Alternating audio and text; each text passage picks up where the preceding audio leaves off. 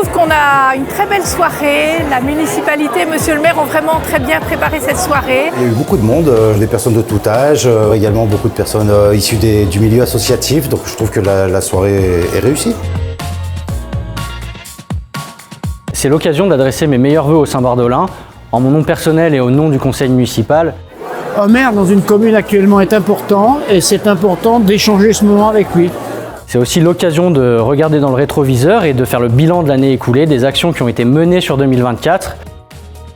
L'année 2024 a été une année particulière, un contexte national compliqué avec une forte instabilité gouvernementale. Également au niveau local, nous avons eu des petits chamboulements. L'ancien maire a démissionné, il y a eu mon élection par la suite en tant que maire. Cette élection m'a aussi permis de redéfinir le cap qui sera le nôtre jusqu'à la fin du mandat. Ce cap est fidèle aux engagements que nous avons pris devant les électeurs en 2020, mais il est aussi adapté aux enjeux d'aujourd'hui et de demain. Notre premier axe, c'est d'avoir un développement maîtrisé. C'est un sujet d'urbanisme pour reprendre justement la main sur le développement de notre commune. Il est temps maintenant de temporiser le rythme des constructions et nous avons fait à Grand-Chambéry les demandes en ce sens de modification de notre document d'urbanisme, le PLUI HD.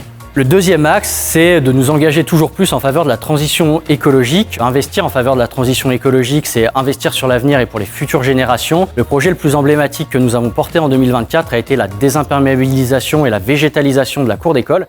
Notre troisième axe, c'est de tendre la main vers les plus fragiles, c'est dans l'ADN de Saint-Baldoff. Pour ça, nous avons rebaissé l'âge du repas des aînés de 75 à 72 ans. Nous avons créé des événements pour lutter contre les fortes chaleurs et l'isolement réservés aux seniors à la parenthèse. Puis nous avons mis en place une mutuelle communale pour que les Saint-Bardolins qui en ont besoin puissent avoir accès aux soins à des tarifs avantageux sans que cela ne coûte d'argent à la collectivité. Notre quatrième point, naturellement, est de poursuivre les travaux nécessaires pour la commune. Le chantier le plus important qui s'est réalisé sur la commune en 2024 a été la rénovation de la partie nord de la route d'Apremont. C'est maintenant une route plus sécurisée pour tous les déplacements, y compris les modes doux, donc les piétons, les vélos, les poussettes. Je tiens aussi à ce que nous travaillions sur l'embellissement de notre commune et son cadre de vie pour que nous ayons toujours une commune plus agréable. Notre cinquième axe, c'est de soutenir une vie locale et associative dynamique. Pour ce faire, nous organisons des événements avec le service association et vie locale de la commune. Nous soutenons également les associations de la commune par des subventions qui ont globalement augmenté sur ce mandat.